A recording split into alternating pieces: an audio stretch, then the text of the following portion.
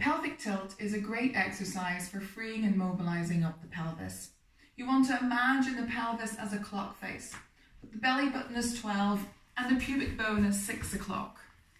Taking a look at how it feels to posterior and anterior tilt the pelvis towards your belly and away towards your pubic bone. You can do this lying on 2 spiky balls if you have them, or without. So you want to come and lie down in a supine position on your back. Use a head cushion if you'd like. And if you're using the spiky balls, they go underneath the pelvis, either side into the glute med and glute min area.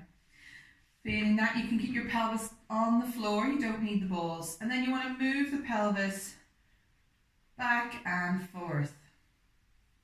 So imagining your belly button as 12 o'clock and your pubic bone as 6 o'clock.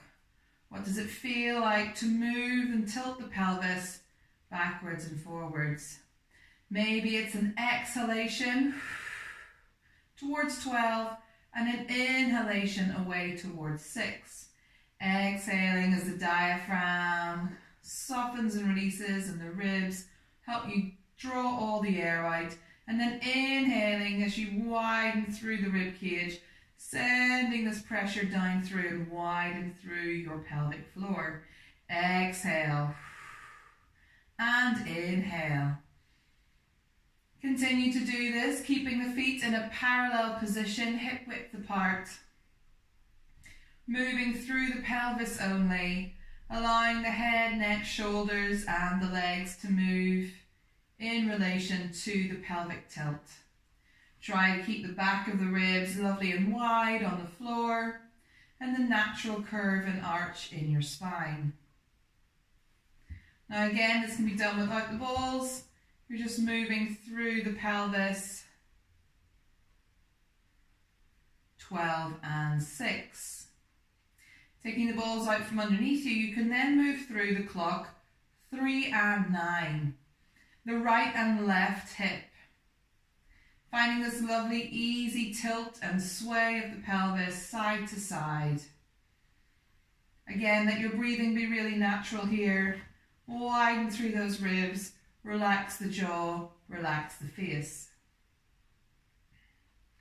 And once you've done a little bit of 12 and 6 and 3 and 9, you can then try taking it all the way around the clock.